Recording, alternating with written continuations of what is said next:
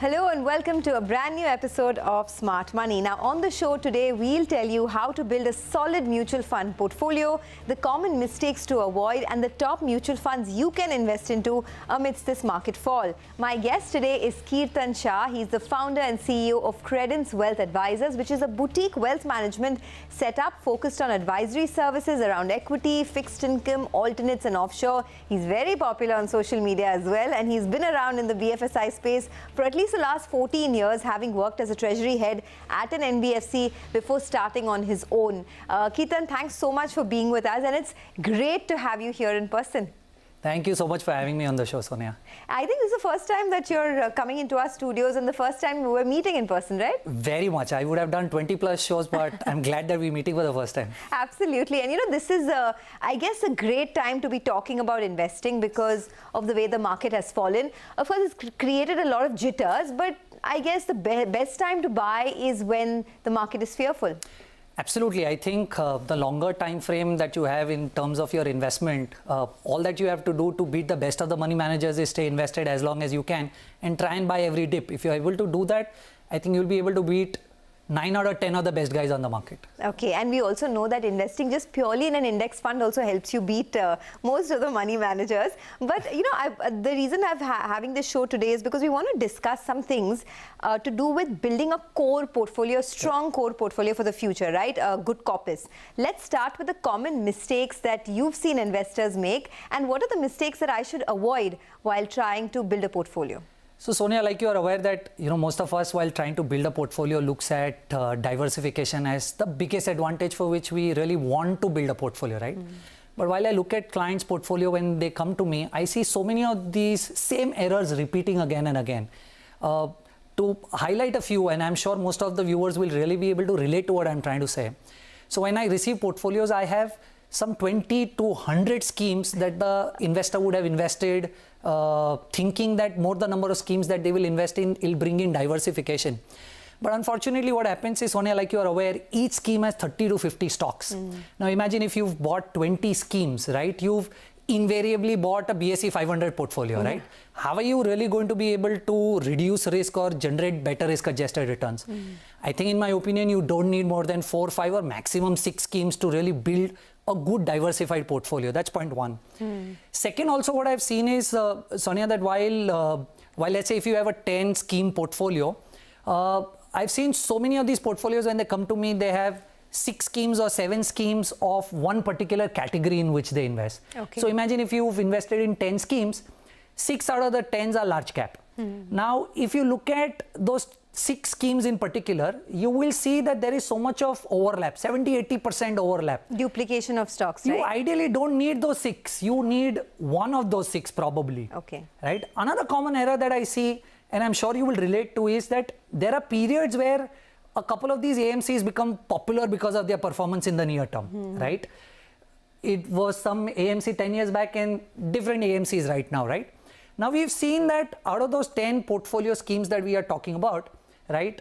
Because these AMCs are popular at this point in time, some 5, 6, 7 funds of that one particular AMC is what the investor invests in, right? So you will have a large, mid, small, flexi, everything of the same AMC that they've invested in. So that's a mistake. They should not do that. Big mistake. Okay. In fact, a bigger mistake than that, Sonia, in my opinion, is that most investors today look at the last 3 years of return and then start investing, right?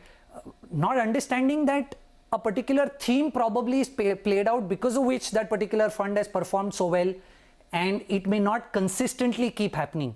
You look at NASDAQ for an example, right? Yeah. Now, 3 years back, I never saw anybody wanting to invest in NASDAQ, right? It was not a very popular kind of investment opportunity. Today, everybody is either wanting to invest in NASDAQ or already has invested in NASDAQ, right? So okay, let's pause. You've given us many nuggets, right? So one thing you said is don't have too many schemes. I think ideal is 4 to 5 schemes in your portfolio. Don't have all the schemes from the same AMC, diversify into different AMCs so you're hedging your bets. And the third thing you said is don't have too many of the same category. So if you have 5 schemes, for example, which is an ideal portfolio, right? How do you break that up? How much should be in large cap? How much in small, flexi cap? So in my opinion, ideally you should typically try and avoid going for a probably hybrid product like a flexi or a multi-cap, right? Okay. In my opinion, a equal weight portfolio of a large, mid, small will make a lot of sense, right? Because if you look at, let's say, a large cap or a flexi cap portfolio today, flexi cap portfolio is a pseudo large cap kind of a portfolio. You pick up any flexi cap today, you will see 70-80% large cap, right? When you are talking about multi-cap is a pretty new category, and in my opinion, there is too early for us to be able to figure out whether multi-cap will really perform the way we are anticipating it to. In my opinion, equal weighted portfolio across large, mid and small will make a lot of sense. Okay, so just stick to the pure vanilla, plain vanilla large cap, small cap and mid cap funds, right? All right, now since we're talking about how to build a portfolio, what are the key parameters that you look for before building a portfolio? Sonia, I think that's a very interesting question, because I think this is really what I want to convey to the audience who's hearing us today. So there are 4 things that I really look at while I try and build a portfolio. First, we've already spoken about, right, which is market cap diversification, right? Do not try and go overweight on a large cap, mid cap, small cap, looking at the last 3-year, 5-year, 10-year data, right? If you look at the last 10 years, you will see that 5 out of those 10 years, small caps have been topping the chart, right? And invariably, that will entice you to invest in small caps. But if I give you a specific pointing case of 2018, right, small caps were down 23%. And in the same year, you had large caps positive 6%, right? So you don't know who the winner is. Winners will always keep rotating. So my first idea is to try and make sure that we are invested across large, mid, small. Okay. That's on the market cap diversification. The second very important, in my opinion, is we should look at geographical diversification. Okay. Right now, suddenly it's become popular, but there are 2 things that I really want to convey. So let's broadly break this down into emerging markets and developed markets. So while you talk about emerging markets, I think because of whatever is happening in China, right, everybody is pulling out, and there is no better place to stay invested than in India, right? So there is not a lot of things that you will really have to do while you talk about emerging investing. But there are certain themes, like say, for example, a semiconductor or an EV, where we might not have a lot of opportunity to invest in India to play those themes. So while you do geographical diversification in the emerging space, probably you can look at some thematic investing across China, because you can't play that in India. But these thematic investments are very temporary, right? Don't you think? I mean, for someone who's looking for a long-term portfolio, these themes play out in 6 months to a year, and then what? Absolutely. So let me give you an example of the developed market to answer this and link this a little better. Now, while you look at the developed markets, you will see the European region's done nothing well, right? Last 3 years is negative, 5 years is almost flat. Now, if you look at US, right, the last 3 years, the cumulative return of S&P would be close to 30%. Now, of that 30%, roughly 45 to 50% is FANG, right? That's the kind of return, right? So now, probably we might not have those deep tech kind of plays available in the Indian context, because we are largely more service oriented on the tech side, right? But that can be one play that somebody wants to play, because it probably is a long-term play, because the world is moving towards digitization, right? Okay. So there may be some themes that probably are not very, very near-term, but can be a larger play that you can really include while you're trying to build a portfolio. So that's a little on the geography front. Third is very important, Sonia, in my opinion. While we are trying to build a portfolio, most of us don't look at the style of investing, right? So if you break down the entire AMC space, you will have a lot of fund managers who are following value style. You will have a lot of fund managers who are following growth style, right? Now, all of us know that growth works in some cycles, and it is value that works in some other cycles, right? Now, as a retail investor, it is so difficult for us to be able to figure out when does value work and when does growth work, right? But if I have to give you a larger context, whenever probably the markets are expensive and you want to invest new money, value will do well, right? But at the same time, inversely, when the markets are not a lot, there's not too much of high valuation in the market and you want to infuse more capital, probably growth will do well. But as a retail investor, it's so difficult for you to figure out what is highly valued and when will value work in. Exactly. That's what I was going to ask you. I mean, how do you really figure, right? Because as someone who's perhaps been tracking the market for so long, even I can't understand when I look at mutual funds, what are value stocks, what are growth stocks, and how do you understand when to catch the cycle? So two things. First, because you generally as a retail investor will not be able to do it, try and have both in the portfolio. Okay. Point one. Point two, let's say if you want to figure out when does what work. Like I said, largely in my opinion, if you look at the last 10-15 years, you will see this play out every time. Then whenever the market valuations are slightly higher, right, you will typically see new money going towards value.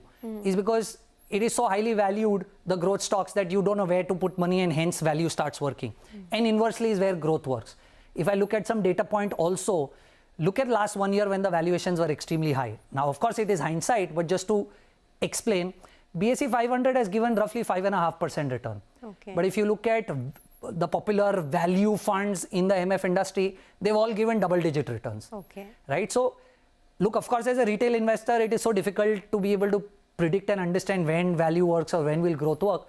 So try and have both in the portfolio is what I would suggest. Okay, so let me ask you a question on each of these points particularly, right? You spoke about market cap. Why not have an exposure to multi-cap funds? Because it's market cap agnostic, right?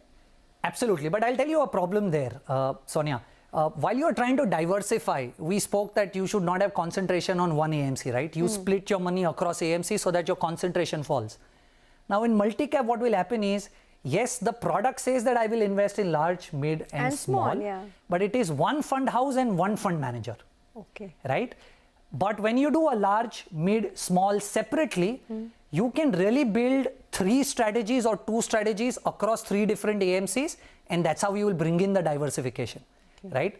And largely, like you say, Flexi is very similar to multi in that context, right? It can invest everywhere, but it's largely a large cap fund than a Flexi, right? So I would rather look at Flexi as large cap, and instead of doing multi-cap, we can split across large, mid and small. Okay, since it's so confusing, you know, there's so many funds, there's so many categories, why not just plain invest in index funds? I mean, this is a debate that has been raging for a long time, but I think that index funds over a longer period outperform most money managers, right? So shouldn't the answer to everything be just go ahead and invest in index funds?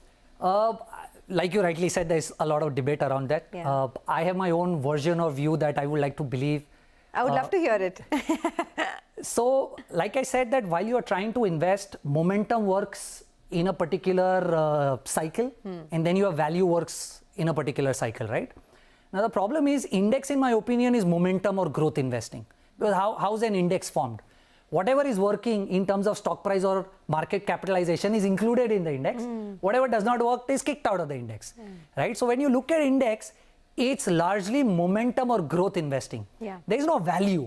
So if you put all the large index funds in your portfolio, you've built a portfolio which is more growth oriented, momentum oriented, it will not have value.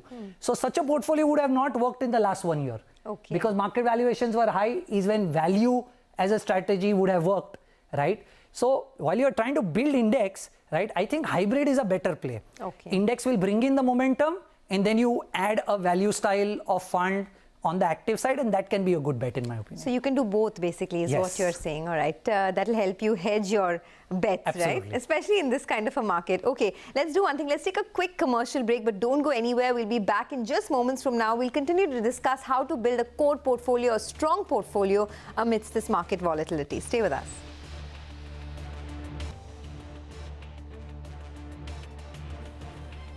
Well, everyone tells you what to do in a market, but we're going to tell you what not to do. The common mistakes that you can avoid while building your portfolio. Kirtan Shah, the founder and CEO of Credence Wealth Advisors, has been here with us, telling us how to build a sound portfolio so that you can have a sound sleep, right? That's all we try to do, I guess, when we try to create wealth for ourselves. But Kirtan, before the break, you were telling us about the common mistakes that one should avoid. I've heard this a lot, that one shouldn't invest in NFOs. Now, is that a big mistake that people make as well, and what is your thought on that? Sonia, look, there are roughly 16 to 1700 schemes in the mutual fund industry today, right? There are at least 300 to 400 schemes, a little here and there. I might not be exactly right with the data, but there are at least 300, 400 schemes in the industry where you will have a 10-year, 15-year, 20-year performance, right? You would have seen that scheme go through 2008, 13, 14, 2020. They would have seen 3 cycles of ups and downs in the market, right? Now, while you have such scheme available in the market, where you've seen how these schemes did when the markets were not doing well, how did these schemes do when the markets were doing well, right?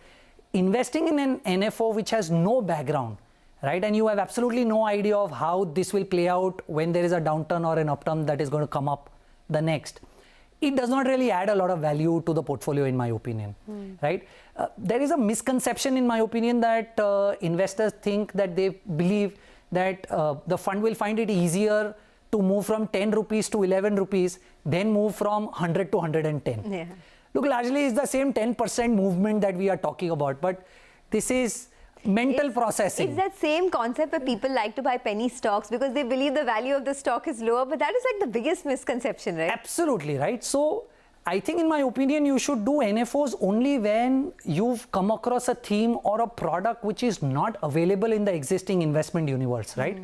That is where you would want to take a bet saying, you know, look, something like this is not available. I don't know whether, what and how NX scheme would have performed had the scheme been around, is where you take a bet on the NFO because you like that product and you don't have an existing product in that space. But if an NFO comes out where there are 20s, 50 funds available with 10-year, 15-year, 20-year history, I really see no logic of doing an NFO investment just because the NAV is 10 rupees. Okay, guys, he's really, strengthened the case of not investing in NFOs, so don't make that mistake. But let's talk about the funds now, right?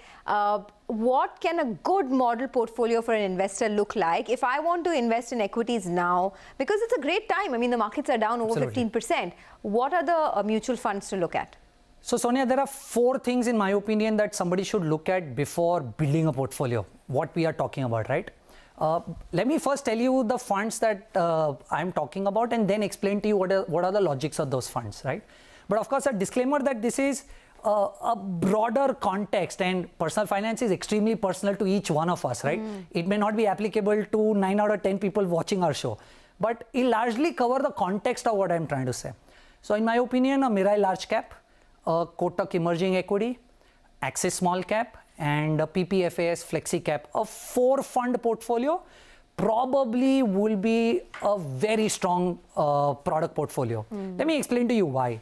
So reason 1, in my opinion, like I just explained to you, instead of doing a flexi or a multi-cap, I would rather do a large cap, mid cap, small cap equal weight, right? So Mirae is large, Kotak is mid, and Axis is small. That takes care of. And Mirai's performance has been good compared to its peers? Very good. Okay. Right? So that's one. Similar is the case for Kotak and Axis. Absolutely. Okay. So that's case 1. Second, geographical diversification, right? And I was telling you how probably you can play some themes out, right? But I'll tell you a challenge with geographical diversification. In the Indian context, when you try and invest in a NASDAQ, that's considered in terms of taxation as debt investing. So when you do foreign investing, you are taxed at debt level taxation, right? So is there a way where you can do international investing, do theme-based investing that you want to invest and yet get equity taxed? So what you do is, there are Indian funds, Indian equity funds, where the objective is that they can invest a certain portion in foreign funds, right? Which is the case with PPFAS. But so, there was a stoppage on that, right? Yes, but I think that's just been 2 months. It probably might take a little more, but it'll open up eventually. So one shouldn't, if you have an investment in PPFAS, up until now, one shouldn't stop your SIP. Absolutely not, in my opinion. So what happens is with PPFAS, you get the geographical diversification that you are really looking at, plus you get the equity taxation, which is advantageous, in my opinion. The third, we spoke about value and growth, right? This combination has a brilliant mix of value and growth, right? And the fourth that we spoke about is not trying to put all your eggs in one basket and one AMC. This will also make sure that you are not overly dependent on one AMC or one style of investing, and you are spread across 4 different, right? So it takes care of all 4, market cap diversification, geographical diversification, value and growth diversification, as well as not putting a lot of concentration on one particular AMC is also taken care of with this product portfolio. But like I said, look, this is largely at a macro level. It's a template, right? Yeah, it's a template. It's a template to try and put more focus on what I'm trying to say. It's going to be very individualistic depending on the risk profile and the time horizon that one really wants to invest. But largely, I think you don't need more than 4 or 5 funds in your portfolio. Too many funds will only add more risk. Over diversification is not going to add any value to the portfolio. A 4-5 scheme portfolio, probably with these 4 things that we spoke about, can be a perfect fit of a portfolio. Okay, folks, so Kirtan has pretty much sorted us out, right? If you want to invest in the mutual fund, in mutual funds, and you're looking out for different funds, then he's made a template for you where he's talking about the Mirai large cap, the Axis small cap, and the Kotak Emerging Equity Fund, and PPFAS. Also PPFAS. All right, so for geographical diversification, those graphics will come up for you on your screen about the funds that you should look at. One final question before we let you go, because it's the hot topic of the moment, right? The rupee crashing, and with the way inflation is going, a lot of people ask how they can hedge against the rising dollar, purely because later on you may want to educate your child, send him abroad. And what do you do then? What if the rupee goes to say 100 rupees and 10, 15, 20 years down the line? So how do you hedge now? So there are 2 ways of doing it. First, use the LRS and start investing in dollar terms outside of the country, right? Is because you are going to consume that dollar tomorrow for a particular goal. Yes. Right? So that is one way of doing it. Another way of doing it is the geographical diversification that we spoke about, right? So if you use the Indian mutual funds to invest in foreign funds, typically what happens is you don't only make the return that the stocks are going to make, but the rupee, like we know, has been depreciating at 3.5% every year. That also starts adding value to your portfolio. Okay. Right? So a rupee portfolio versus a dollar portfolio, the dollar portfolio will keep adding 3.5% more, assuming everything else is the same because the rupee is depreciating. So the best way, if you really have a goal, you should start investing in dollar denominated assets globally, right? Is because you are investing in dollar, you will receive maturity in dollar, and you can use that dollar for your goal. Later on, yeah. But otherwise, if that seems too complicated, I think start taking exposure to geographies where the investments happen in dollar, and you in turn earn that rupee depreciation in your investments. Apart from PPFAS, any other funds that have geographical exposure? There are so many of these funds, specifically in the flexi-cap space now, that have come up with this. There are at least 10 to 15 funds that have come up with, looking at the success of how international diversification has really helped and worked out. I think the industry is moving in a direction where probably most funds will have their objectives changed, where international investing will be allowed. Okay, we'll do a separate topic on that another day because we run out of time. But Kirtan, it's a pleasure speaking with you, and I must say your energy is infectious. I invite you yet again and another time to come and talk about several topics with respect to investing. All right, with that, it is curtains down on this special edition. Keep writing to us. We love receiving feedback from you. Until next week, same time, same place. Stay safe.